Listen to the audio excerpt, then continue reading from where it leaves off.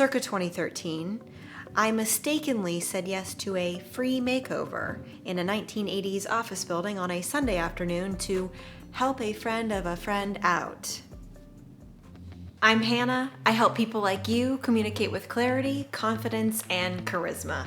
If you're new here, welcome. Be sure to subscribe and like this video. Today, I'm talking all about how stories connect with your audience. In fact, stories are the fastest and easiest way to connect with any audience. I'll be talking about mirror neurons, brain waves, purple eyeshadow, and not so vindictive retaliation. This video is part 3 of why you want and need to be telling stories in your professional lives, especially because we have gone to a virtual format. Stories are more important now than they were pre-COVID. Why? They allow you to connect with your audience in an easy, fast way, regardless of whether or not there is a screen in between you. Stories transport you from nautical narratives to tall tales to astounding accounts. You go to a different place in a story. From imagining that you could have won the golden ticket in Willy Wonka and the Chocolate Factory, to being wrapped up in the adventures of the Goonies, to fighting pirates alongside Inigo Montoya in The Princess Bride. I have waited half my life to say, hello, my name is Inigo Montoya. You killed my father. Prepare to die. You go somewhere else and you are engrossed in a story. Throughout today's video, I am going to model how stories connect by not only telling you my makeover story in a way that connects with you, and yes, before you click out of this video, I promise my makeover story, whether or not you've had a makeover, want one, or have ever gotten one, will connect with you. But I will also prove how this story can be used in a work or a professional environment. I will also be walking you through all of the steps as to why this story resonates with you. Don't worry. For those of you that need facts, data, and stats, I'll be dropping research-backed data, and I'll also put links to it in the description box below. Let's start with how I started this story and how you can start a story. I purposefully piqued your curiosity. I took you back in time, circa 2013, and told you about a free makeover that you and I both know wasn't going to be free, or there was some sort of a catch. You certainly felt curiosity. Perhaps you might have felt a little bit of dread or worry, and you might even have felt some pity for me in saying yes to a Sunday afternoon makeover. Regardless of which emotion, I have sparked an emotion in you. An emotion is required if you want to persuade an audience.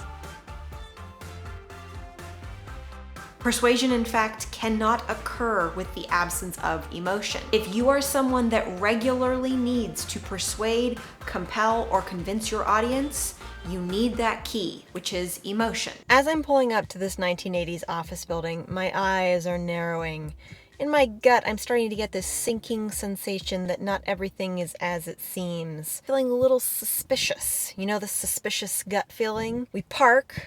There's a pink SUV next to us. We go up to the front doors of this building and they're locked. But not to worry, we see a cheery, overly enthusiastic, gregarious woman waving wildly and like jauntily sauntering toward us with these big industrial tubs of makeup, and she's got the makeup smock on and is wiggle-waggling keys, and she's like, I'll be right there. Apparently, this is our gal. This is our free makeover lady. What I've done here is I've listed some specifics, from Irish Springs bar soap to industrial tubs, which, whether or not you know it, allows you to connect with me as someone listening. It might even get your olfactory senses going when I say bar soap. You might think back to your grandparents' house or a great aunt or uncle and the smell of the soap in their bathroom. Or maybe you have industrial tubs yourself. You don't use them for makeup, but you've used them to move houses or apartments, pack, or maybe you've got a garage full of them. The second concept I've started to create here is this dichotomy between myself and my feelings that I'm having, dread, suspicion, I'm a little stitious, and this overly excited, happy woman that I'm about to meet and go into a room and get a makeover from. Spoiler, this is the beginning of the conflict. This is what things are building up to because of this shift, this rift between us. Your story has to have tension. It has to have a problem. It has to have a conflict. It has to have a zenith where things come to an actual head or a point. We are ushered into this conference room where we are told to sit at these makeshift vanity centers. Every vanity center has a mirror, makeup brushes, a color palette, note card, and a pen. Sherry, our makeup artist, who we saw waving that led us into the building, tells us to select colors. Select a solid color that we like and then a fun color, which is making me a little bit nervous. She doesn't bother with any preamble, rapport building, connection. The whole thing feels pretty austere and sterile, quite different than my experience with the energy and buzz and kind of hum that you feel coming out of the Nordstrom makeup counter or the Macy's makeup counter at the mall. Let me back up real quick. I don't do a lot of makeup. I don't know how to do it. I don't invest a lot of time in it.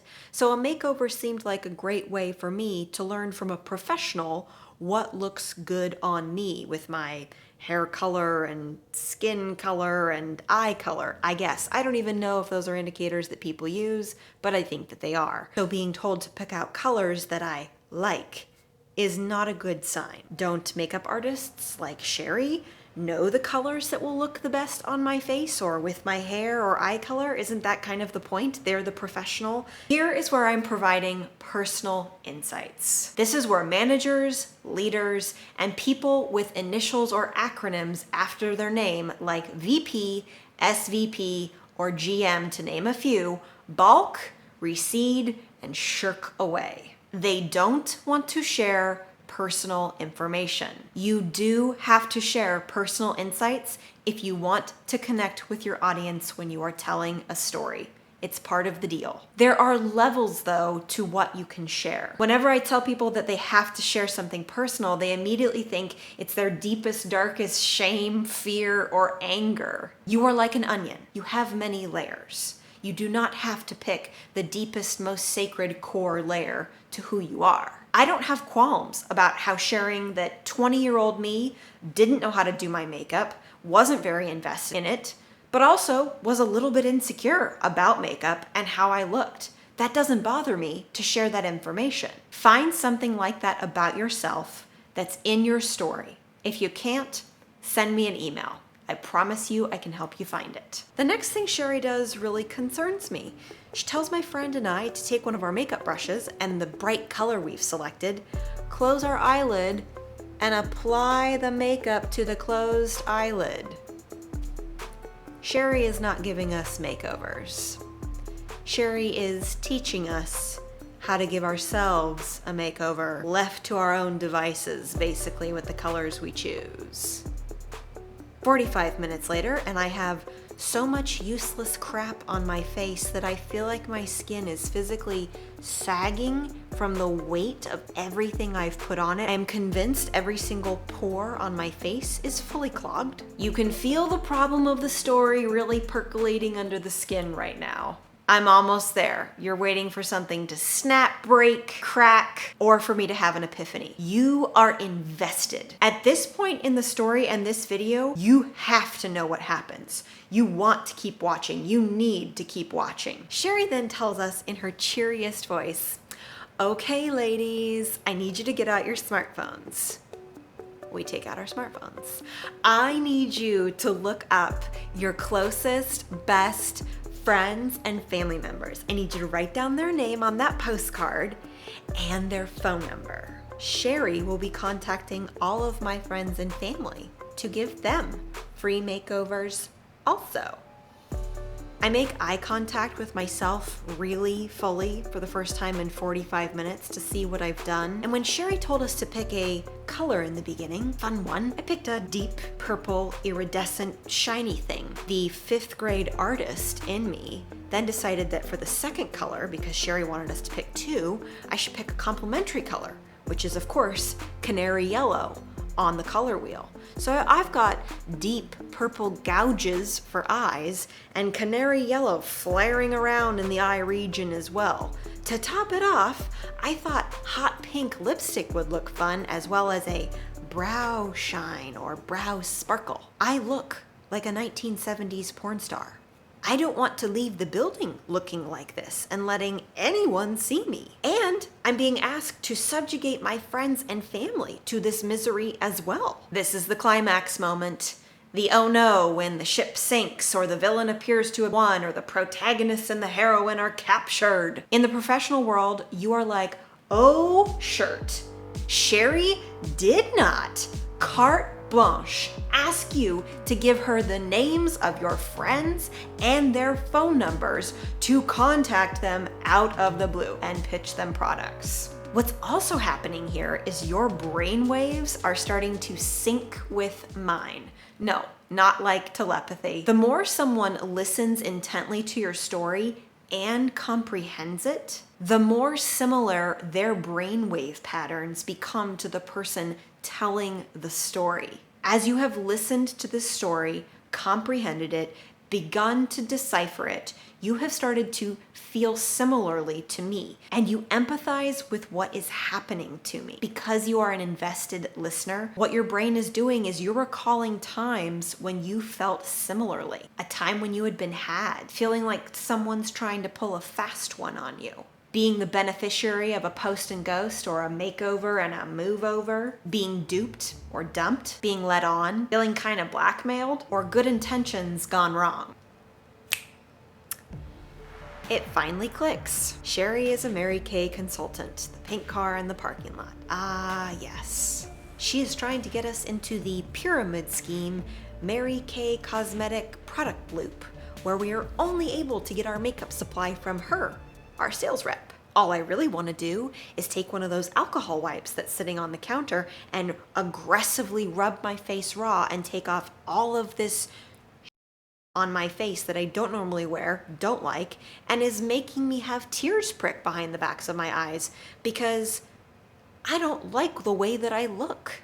But I save face, and I don't do that because Sherry might feel bad, even though Sherry has managed to make me feel worse on her own with this free makeover than I ever possibly could make myself feel in my own bathroom, left alone with a mascara wand and a bunch of different cosmetics. Feeling like I don't have a lot of control, I'm on the brink of crying, and I'm getting angrier by the minute, I decide to turn the tables on Sherry. I write down the names of 10 friends and family members, and then I write down their numbers next to them, and I flip the last 2 digits. It's the moment you've waited for. What happened? How did I respond? While a small act of defiance to simply invert numbers in a phone number, it makes me feel better to know that I'm protecting my family and friends. They won't be duped like I was. I'm a true blue person. Sherry's approach is not. I don't like Sherry's approach.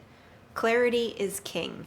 And transparency is queen. Tell me who you are, tell me what you're selling, tell me why you're selling it. Don't pretend and call it something that it isn't. I have not said yes to a free makeover or any other kind of makeover since Sherry and the free makeover. I don't need it or want it. I thoroughly research all too good to be true sounding offers.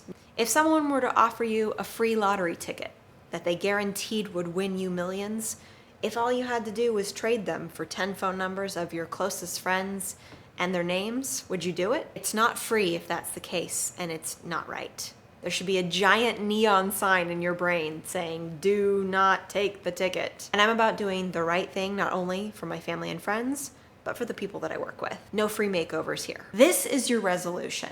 The lasting message and the takeaway. The bow on the package. How the story changed me or how I changed. Frequently in organizations, there's often a message that's passed down from the executive team or managers. It can often feel like a command and is not well received as a result. If instead, a story is told by management or the executives, and that is what's passed down about how they're implementing a new process or the results and success that someone in this story saw by using the new process, the message takes on a different hue. A story can highlight success, results, or earnings in a positive light, in a way that will sink in a way that will feel less like a lecture and actually be taken to heart. Here is how this makeover story can be used in the professional or work environment. It can be used as a cautionary tale or a fable. Fool me once, shame on me. If you're a manager or a leader of an organization, you can use this story to show how this is what happened in the past, and as a result of this, you are not going to take one action in the future, or you've changed course. If you're in sales, this can act as supporting evidence as to why you want to make sure you build rapport and you build a connection with your accounts, because none of them want to feel gross and sold to the way that Sherry made me feel. It could be a lesson in holding your own, standing up for yourself, standing by your rates, what you charge and why. It could be a green light to take action when you see injustice or something that doesn't feel right. And here are just some of the ways that this story connected with you. It captured your interest and piqued your curiosity in the first 10 seconds. Then it created this emotional tug, which is how empathy can actually grow in our brains. And it allows those brain waves to fire up and sync. We have what are called mirror neurons in our brain, and they begin to fire when we hear a story, see a movie, or watch a character portraying an emotion.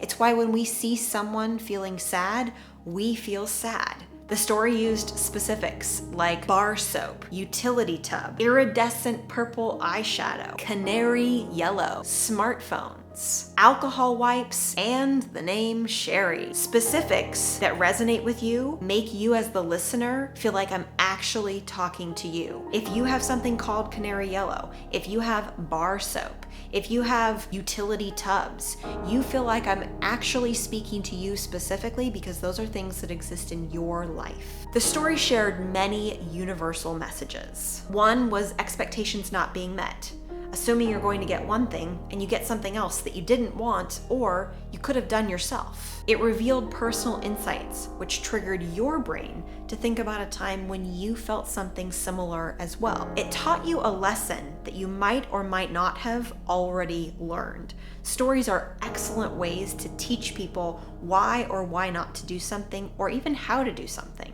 It kept the focus on something that anyone can relate to. You have all felt like me and had your hopes dashed. You've all been let down. You've felt inadequate or insecure at some point. You've all also felt protective about the ones that you love. Stories share common themes and experiences that we all have in a new or different way. While facts and data may tell your peers, colleagues, and executive leadership why something is important, stories will actually sell, make a connection, and persuade audiences on what you want to change, be different, or have. To learn how to tell better stories, how to transform your current stories into professional work-ready stories, and deliver your stories with a punch, email me. I can help you figure them out. I can help you transform any story you have into a presentation professional-ready story. That's all that I have for you today, and I will catch you next time.